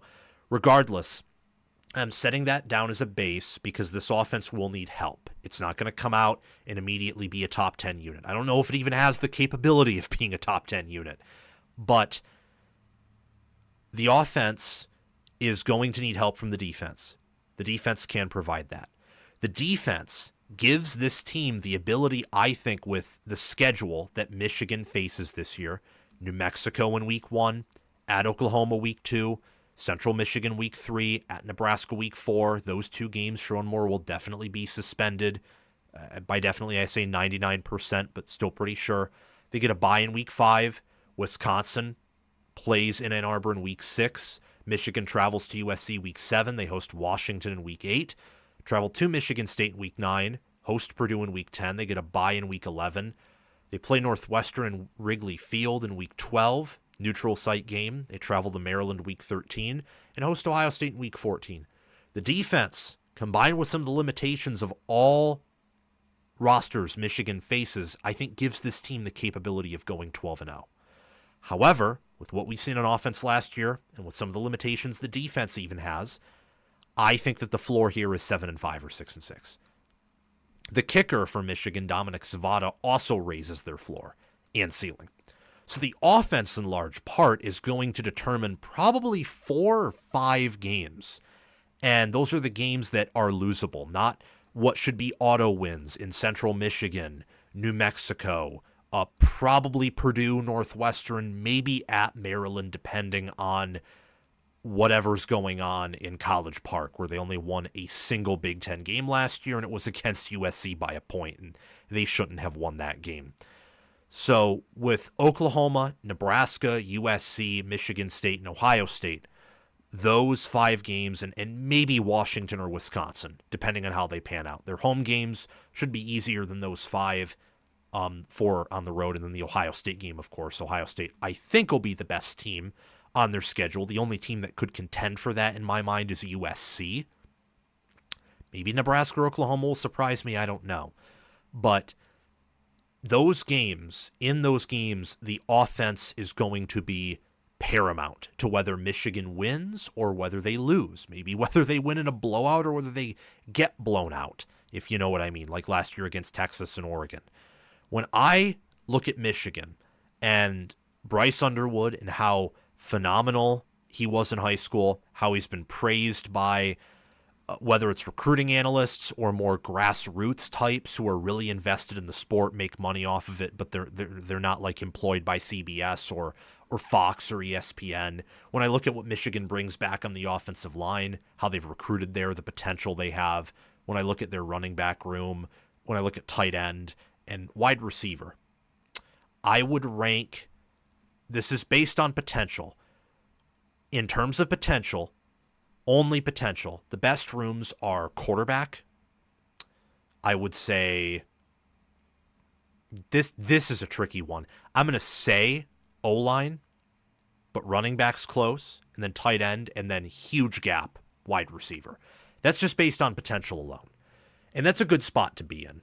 I know Underwood's a true freshman, which means things could go Dylan Raiola or Aiden Childs bad, which probably leads Michigan to losing definitely more than a game or even 2 games. But that also means he could immediately come out and he could be 2018 Trevor Lawrence with the potential that he has and with how he's been talked about out of high school. In that case, with what Michigan has, you're talking about going 12-0. And then being in the national championship conversation. So a wide range of outcomes. Thankfully, quarterback has a high ceiling. That could help compensate for a wide receiver room where I don't have a lot of confidence. I think it's one of the worst wide receiver rooms in the Big Ten, potentially one of the worst in the Power 4. The O-line should give some stability to quarterback. Pass protection, little bit shaky, but Sprague is someone who the staff is high on, who others outside of Michigan circles have praised and admitted he could be good. I think that the run blocking, I don't think run blocking for Michigan is a problem, and I don't think it was much of a problem last year, especially later in the season. I rewatched that Ohio State-Michigan game and then Ohio State's playoff run. Michigan's O-line was doing a better job than Ohio State's O-line, which had infinitely better help and supporting cast and superior scheme. They were very often doing a better job getting downfield with their run blocks. But then in pass blocking, Ohio State actually schemed an extra player in to help the O-line protect, or their tackles could actually move without it looking like they had cement attached to their feet. Meanwhile, Michigan's tackles were, for much of last year, an absolute mess. For really, outside the Ohio State game, they were an absolute mess. For whatever reason, they were able to hold Ohio State's pass rush in check, and I know they didn't pass much against Ohio State, but when they did, man, Warren had all day to throw, even with a blitz.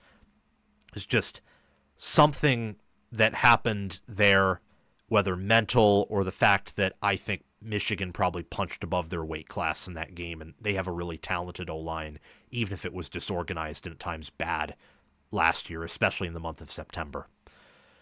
The offense's ideal season, I think, is you run about 55 to 60% of the time, and a lot of that includes Bryce Underwood, who loves contact, can run, and look, he's been healthy, hasn't had a lot of injury concerns, and you utilize play action to scheme guys open, to allow them to hit downfield, and you let him rip it sometimes. And I think that's why Chip Lindsey was brought in. I think the ideal offense for Michigan, the Wolverines last year barely scored above 20 points per game. Iowa last year had a much better offense than Michigan. Large part of that was Caleb Johnson and facing an easier schedule, but still, Iowa scored almost 28 points per game. Michigan scored 22. They were the 113th scoring offense nationally. A little bit better than that when you adjust for their strength of schedule, which sportsreference.com has as the toughest schedule, or had as the toughest schedule in America. But I would say you shoot for scoring in the 30s, like low, mid 30s. That would be a successful year on offense in my mind. It would, especially since the defense last year allowed 19.9 points per game, and they probably are going to allow 18, 17, 16, or even less than that. I'm just being conservative given how last year started off on defense with the fact that they had more first-round talent than this year's defense will. The defense should get a little bit better. Special teams should be better. If the offense can score anywhere from 8 to 14 more points per game, well, you're talking about a team that goes from 8-5 to potentially winning 12 or even 13 games. I mean, if last year's Michigan team had Underwood at QB, a more veteran O-line, and a running back room that I think this year is going to be better than last year's, they don't beat Texas, and they probably don't beat Oregon, but they definitely, I think, beat one of Washington or Illinois, and I think they also beat Indiana, too, with how that team played. You're talking about a team that ends up going 10-3, or maybe they go 10-2 regular season, and I don't know if Michigan with an 8-1 conference record last year plays in Indy or not. They certainly wouldn't. I don't think they would have won. But then they are in, the playoff conversation as one of the road teams. It'd be a totally different year. Moore would be looked at totally differently. The staff would be looked at differently. I mean, maybe better talent just allows Kirk Campbell to keep his job, even though I don't think he was a good OC regardless of that. It's a long-winded answer to your question, but I think with all of these questions, you have to answer in more than a paragraph or even a few paragraphs. You have to answer with more so the equivalent of a few pages. And I think that Michigan's ideal season on offense is scoring anywhere from 31 to 38 points per game. You run the ball 60% of the time, scheme guys down the field open. You use the 3 or 4 deep tandem at running back to keep teams honest on the ground. And you combine that with a defense that should be able to stop or shut down most rushing attacks. That's what you do. You game control teams to death like you did in 2021 2022, and also 2023, although I don't think this team will be anywhere close to the 2023 or even 2022 caliber. What you got to do is let Underwood grow. Hopefully he gets better in every game as the season goes on, although with some games that'll be hard, like Ohio State, especially if their defense reloads, for example. And then even in the postseason, if Michigan reaches the playoff and Underwood has a bad game, maybe it's because he's playing a better defense. Who knows? Michigan has a wide range of outcomes this year, a very wide range of outcomes. So ideally, I would say Michigan, the ideal season is to win 10 games or more. The season that would ultimately save Sharon Moore from future criticism or current criticism and would give him a lot of long-term stability and confidence is with this schedule, with USC losing as much as they do, with Michigan State being in a state of pessimism with the fan base, with Nebraska and Oklahoma still having limitations, and Ohio State has to play in the big house. Michigan has the mental edge over them, and clearly, they have a huge mental edge over Ohio State. And then on top of that, roster-wise, I think it's pretty clear they have the best matchup against Ohio State since 2022 or 2021. I don't think the matchup is as close as it was in 23 and 24 when Ohio State's D-line was near elite or elite, when their defense everywhere was solid, and then when at times in those years, 2023 in the actual game, not overall, and then 2024 at moments earlier in the year, some would argue later in the year, the offensive line was also solid in combination with the D-line. That made it harder for Michigan. This year, Ohio State returns a lot on the O-line. There's some questions as to whether it will be, elite like the D-lines have been, and then the D-line has a lot of questions. Michigan, meanwhile, D-line, they've developed and recruited to a point where they've earned more benefit of the doubt, I would say, than Ohio State at that position, and they brought in transfers, whereas Ohio State didn't. And then on the O-line, Michigan returns about as much as Ohio State does from last year. So with that schedule, the ceiling, I think, is 12-0. The floor is 500. 500 would get Sharon Moore fired, or at least it should. 12-0 would get him a massive contract extension. Everyone would look at Michigan differently. Ideally, Michigan wins 10, 11 games, maybe 12, although that's a lot to ask. And Bryce Underwood is, I would say, top 25, top 20 quarterback in QBR and passer rating, and he also looks the part. That is the ideal, but also realistic scenario for Michigan. It would be unrealistic, I think, to expect him to be a top 10 QB in year one, especially with the wide receiver room. It's also unrealistic to expect this team to go 12-0 or 11-1. Expect 10 wins. 11 or 12 is asking them to be perfect outside of one game, or be perfect in all but one game, but still find a way to win that one game. I think the staff's a little bit too young. Sharon Moore especially a little bit too young. It's progress. It is progress. That's what you need to see. So, to answer your question, the ideal season for the Michigan Wolverines offensively is 31, I think, to 38 points per game. Underwood is able to hit downfield shots and is able to give any defense some issues. He gets better as the year goes on. Michigan's able to run for about 5 yards per carry, certainly more than 4.5 and more than last year's 4.2 or 4.3. And the offensive tackle play, especially in pass block, improves. I think that's Michigan's ideal and realistic season on the offensive side of the football. Finally, I want to talk about Ohio State. This is a fascinating question that a member of my Discord server and a viewer of my channel asked me, and I want to ask you guys. Answer this. Feel free to answer this in the comment section below. The final quarter, an Ohio State fan, asks, will the Ohio State defensive line or offensive line be better this year? If you want to ask me a question, whether it's a Buckeye-themed question or just a normal college football question, join my Discord server via the link in the description or pinned comment, and go to the hashtag YouTube Mailbox channel and ask me any question you have straight up, and I'll try my best to make a video on it. Since we're early enough in the preseason, I should be able to answer almost any question that's thrown my way, at least before the end of the year or before the end of the preseason if relevant. But anyway, the Buckeyes finished 14-2. Early in the year, the O-line looked top 10. D-line looked top 10. As the year progressed, the O-line kind of did like this, peaked, and then Simmons injury goes a little bit up during the Penn State game, collapses again with the McLaughlin injury. You could see against Indiana that they couldn't run block, and then against Michigan it was even worse. To be absolutely fair, though, those were some of the two best D lines in America. Indiana, I think, had the best rushing defense last year. Michigan had the best overall defensive line. So it was pretty hard. But that also counterbalances with the fact that the O-line had a lot of help with skill position, quarterback. Anyway, it just went from being near elite to being, I would say, an average, above average unit. At times, in the postseason, it rose to the occasion. At times looked good. I wouldn't say it ever looked great, but that's just my opinion. Regardless, the lines of scrimmage for Ohio State, when you factored in the D-line, which went from being, I think, near elite to after that Oregon game where it took a dip, it went to being top 5, an elite D-line for sure.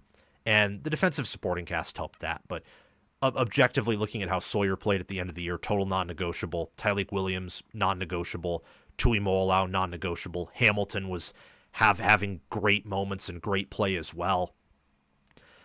They were a very physical team, not just on the lines of scrimmage, but just physical overall, elite at tackling, good in the fundamentals. They didn't beat themselves outside of those 2 losses they had, in particular against Michigan. The Oregon game, I think Oregon actually had more to do with that loss than Ohio State did. But regardless, they won the national title. They were one of the best teams in America last year. They'll be one of the best teams in America again this year. And correction, they were the best team in America last year. Just didn't want anyone to have to correct me on that. I like Ryan Day. I love the hire he made in Tyler Bowen. Larry Johnson is someone who recently has gotten a lot of criticism for his recruiting, and I actually empathize with Buckeye fans on that. It's frustrating. If you were Ohio State with the success you've had on the D-line traditionally, with who Larry Johnson used to be versus how he is now, and this is actually a topic of another question from an Ohio State fan that I'll probably answer in the next Withdrawal Wednesday. Yeah, it's frustrating, and it is unacceptable. And I think at some point he will retire, or he'll have to retire, if you catch the drift. But the question here from the final quarter, again, is will the Ohio State defensive line or offensive line be better this year? Just only looking at last year, the defensive line should be better. Looking at only returning production, the offensive line should be better. Looking at a variety of other things, you can really argue either way. And I thought I could, pull something out of my back pocket, but I couldn't, because there's just a variety of different combinations you could use to try and judge both units. The spring game would tell you that the O-line's going to be better. What all the insiders are saying tells you the O-line would be better. The team is telling you that the O-line will be better. And I think to a certain degree, I absolutely understand that. But what I will also say is that when you look at how both units played last year and even how the backups did it in rotation, D-line looked pretty good, even some of the backup defensive linemen. It's really tough to judge. It is really tough to judge.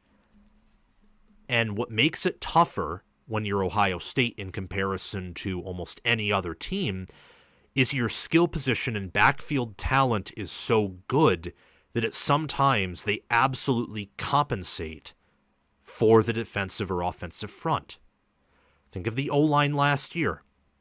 I watched that Northwestern game. This was still when McLaughlin was center. Ohio State could not run block to save their life. But it didn't matter. You know why it didn't matter? Because the wide receivers were good. Because Howard was playing a good game. And because when Northwestern got penetration and got into the backfield, Judkins and Henderson just put out their arm or lowered their shoulder and turned what should have been a -2 or -3 yard gain into a 2 or 3 yard gain. Ohio State last year may have had 2 Kenneth Walkers in the backfield.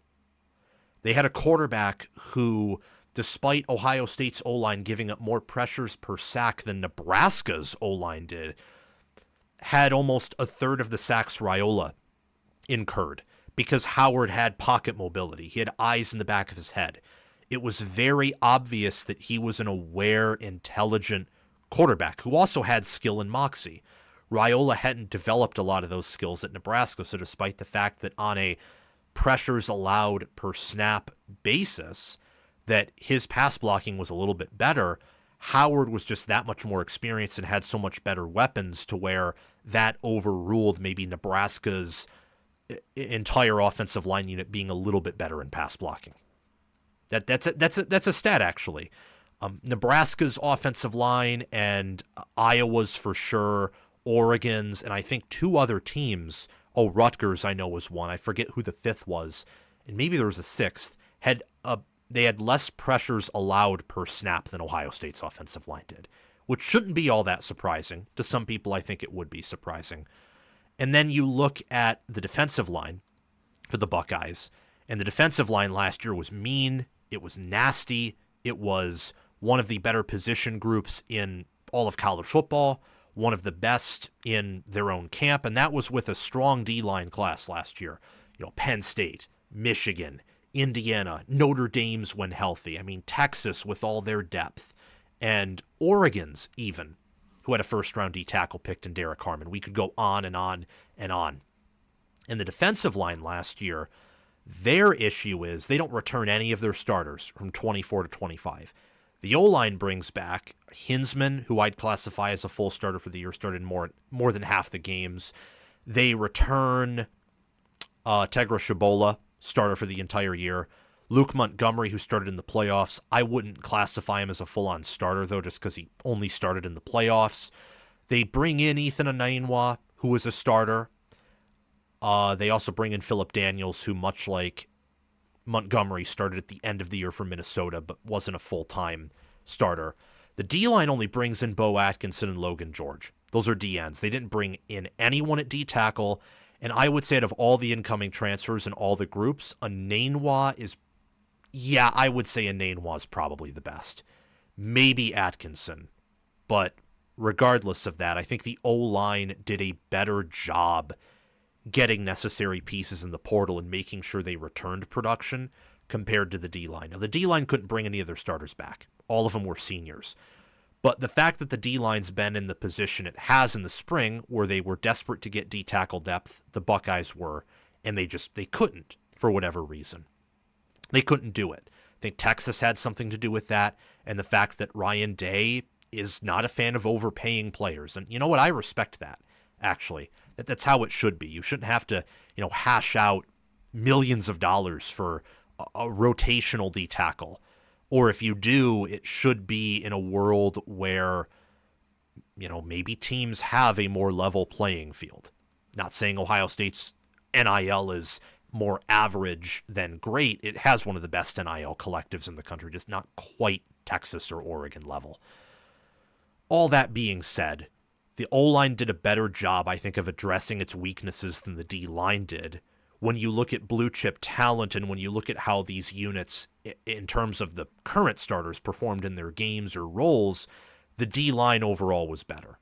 I think Caden McDonald, Edric Houston, Kenyatta Jackson Jr., and to a certain degree Caden Curry performed better in their roles last year than the average of Carson Hinsman, Tegra Shabola, Luke Montgomery, Philip Daniels, Ethan Anainwa, or Saraveld. Not much of a big difference, and it's hard to factor in the transfers with that. But then again, if I factor in Bo Atkinson with the D-line, and Atkinson was a good D-end last year, the argument for the D-line goes up. I will say when looking at the spring game and when watching it, Ohio State's O-line was able to get some push. They were. I don't know if that was a fluke. I don't know if maybe the fact that Ohio State, at least in some of their spring game, wasn't, playing tackle ball, so there is contact, but there isn't going to be the same, it's a practice, and you don't want to get your starters hurt, so there isn't going to be the same, rough and tough, and they're rotating guys, so Ohio State, they're mixing in guys constantly. So I don't think there's a clear answer here. I think the O-line or D-line could be better than the other. And maybe I'm being incorrect here. Maybe I don't know what I'm talking about, but almost intuitively, I want to go with the D-line being a little bit better. Because despite what we saw in spring, there's a chance that that's just a spring practice. You can't take too much away from the spring games. I really like what Caden McDonald and Edric Houston have to offer in terms of talent. Same with Jackson Jr. and same with Bo Atkinson. I think the D-line has a higher ceiling than the offensive line does. They're more straight up, they're more talented and the room's been better recruited. Now, has it been better developed? We'll have to see. And I think that Bowen, on top of being an elite recruiter, is going to have good developmental traits. I do. Otherwise, why wouldn't have Day hired him? Day's hires recently, and his hires in his whole history, especially on the offensive line, have, I think, panned out rather well, outside of Justin Fry. Lachlan, upgrade over Alford. Keenan Bailey, I think great hire. Retaining Hartline, promoting him to be the wide receivers coach. Best move he could have ever made. And then hiring Bowen, I think, was awesome. It was exactly what Ohio State needed. So when I look at the Buckeyes and their trench play, I think that with all they lose all their first-round talent, all of the possible NFL talent they could have lost from those rooms, they did. So I think the trenches overall will take a step back from last year on an average basis, especially on the D-line where they lose 4 guys. The O-line actually, I think, has a chance of improving, and a solid one at that. The D-line does not. They will definitely be taking a step back. It's like Michigan's D-line. Michigan's D-line will definitely be taking a step back, and Michigan only loses 3 guys and actually brought in transfers in the winter window. Ohio State loses even more than Michigan does. They didn't rotate as much as Michigan does. They haven't developed as well in the D-line, and college performance and NFL draft selection and even NFL performance over the past 4 years will tell you that. And just case in point, if Michigan's D-line is definitely going to regress, and it will, then Ohio State certainly is, based on the losses and different things. So right now I'm going to go with the D-line, but I wouldn't be shocked at all here if I were wrong. I'm not confident in saying that whatsoever. I'm just kind of going off what was the case last year, a little bit of blue chip ratio, a little bit of what I saw from the current projected starters in their 2024 play, a little bit of PFF grades, a little bit of the fact that Bowen is going to be in his first year, and the offense will look at least a little different from where it was last year with Day handing the play calls to Chip Kelly in comparison to Brian Hartline. Okay, well, we're done with that. Now let's get to the Super Chats. Then I got to get out of here. I got to study for a Spanish exam tomorrow. Okay. Sam Nabel, thank you for the $2 Super Chat. Does Penn State have aliens? Where would you rank the positions? So Penn State does have aliens, at least potential aliens. In terms of potential aliens, Aller, Singleton, Reynolds, Denai Dennis Sutton, Zane Durant, Rojas, Wheatley, A.J. Harris, Elliott Washington, probably Dejon Lane too. I mean, you have a lot of guys who could step up and immediately be aliens. I mean, Trevor Pena was once on the freaks list, so even put him up there as a potential alien. And then I didn't even talk about the O-line. How dare I? Cooper Cousins, Anthony Dunco, Nolan Rucci, Olivega Ione. I think the majority of Penn State starters could be aliens. Doesn't mean they will be. There'd be a lot of impressive roster turnout, but with the staff they have, I wouldn't be shocked if they had that turnout. They have a lot of possible aliens, a lot of them on the roster. And ranking the positions, I would go with, this is going to be tricky. I would go with O-line 1. I think it's the obvious strength and non-negotiable of the team. I would go with running back 2. Think the running back duo is the best in America. Depth pieces are good as well. I would go with defensive line, if you want to count that as a unit. Well, I did count the O-line, so yeah, I'd go D-line 3. Line... Jeez, this is hard because I think all the units are going to be good. And by good, I mean near elite or great at the absolute worst. I'm going to go with then linebacker, corner, safety, QB, tight end, wide receiver, special teams. And again, I think the units are going to be special teams at the worst is going to be average. I think every other unit is going to be great to elite. I have a lot of faith in Jim Knowles. I think that Ohio State last year and the year before should say that. And again, to anyone who thinks that Knowles is overrated, you're smoking crack or you're inhaling crack, whatever the term is. If you think he's overrated, and people have brought up, oh, well, he couldn't get off the field against Michigan in 2023, he basically held that unit to 23 points. If Kyle McCord doesn't throw that dumb interception inside the 30 where, yes, Marvin Harrison Jr. should have ran the route better, but still Will Johnson's amazing. There's probably someone better to target there. He basically telegraphed the throw.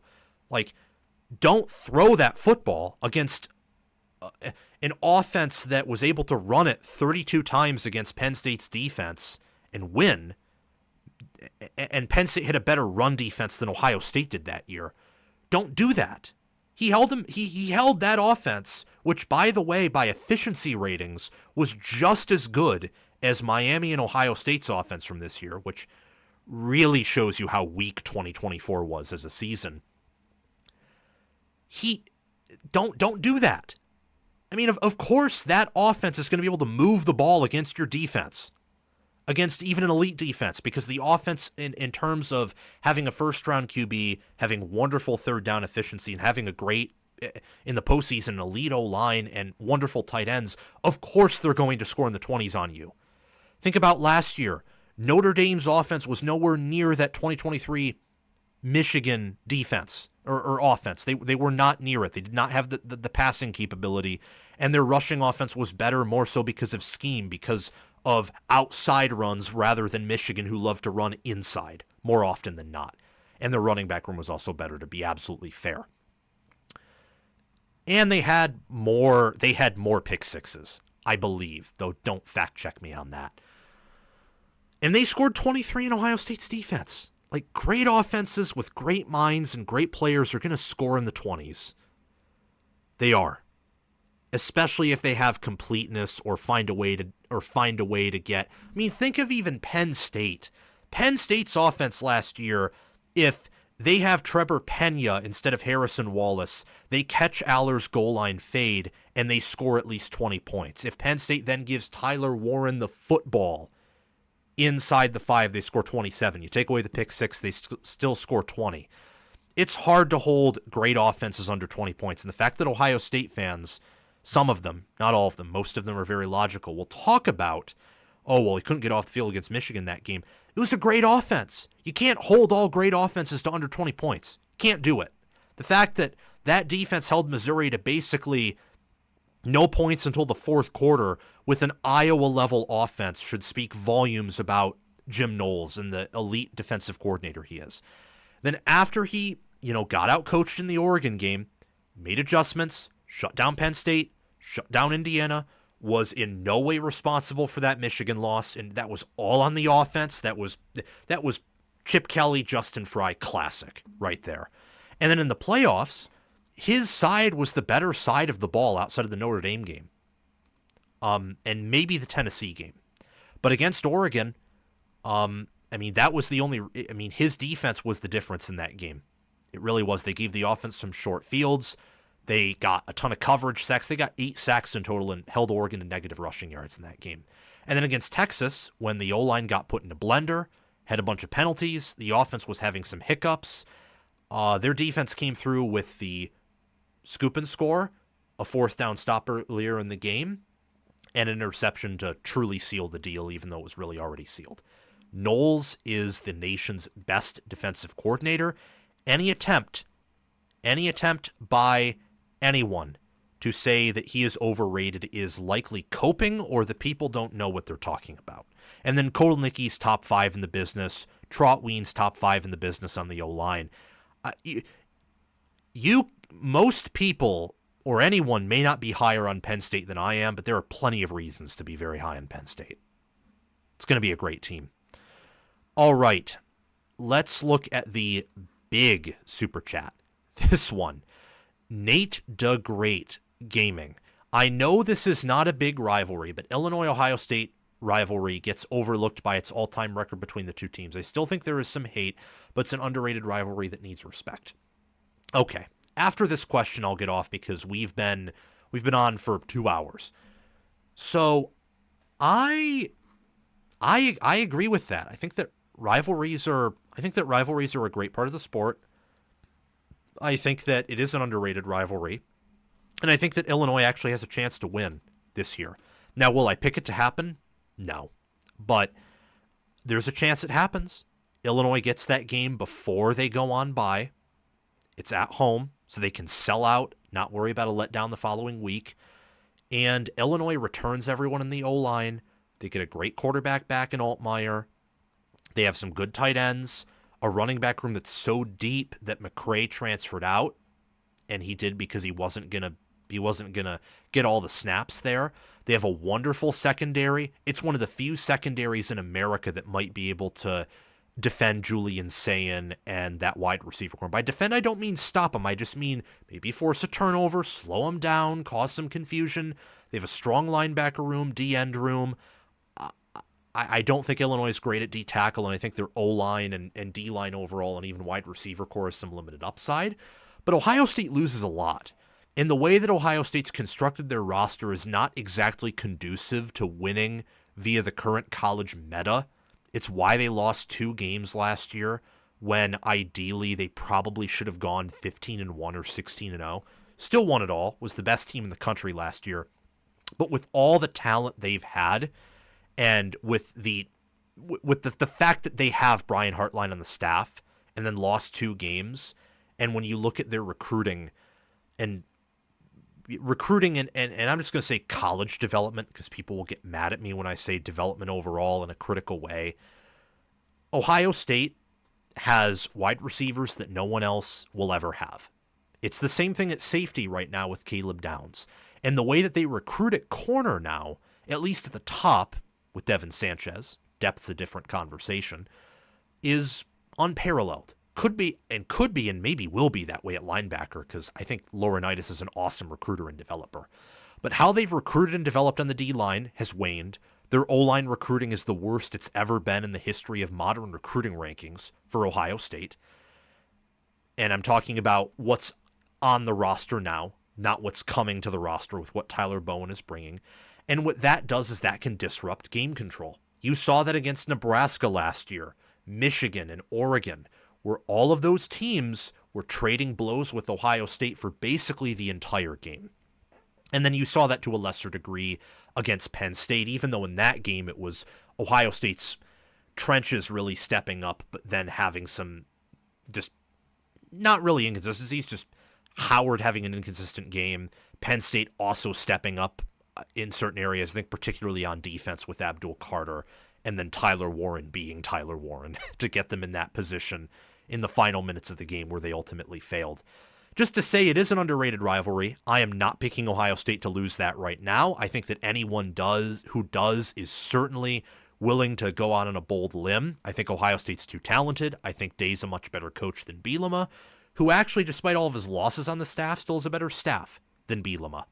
But for the first time in a while, Illinois can win, and if they did win, I'd be shocked in the sense of, oh my gosh, Ohio State should have no business losing that game, but I also wouldn't be shocked in the sense that with the direction these rosters have taken and with where their priorities have been, Illinois, if they play their cards right, and if not everything pans out for Ohio State, they could match up well against Ohio State and win that football game. So thank you, Nate DeGreat Gaming, for the $20 super chat. I really appreciate that.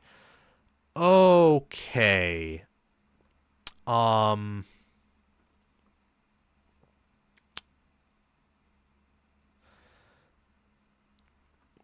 Yeah. So looking at some other comments, someone's saying I'm a little too high on Michigan. I'm not predicting that to happen, actually. I'm not predicting Michigan to win more than 10 games, which is one less than last year with a much easier schedule. Not predicting Michigan to win more than 10 games. Not doing that. They can go 12-0. Not picking that to happen, though. I don't have enough faith in the staff.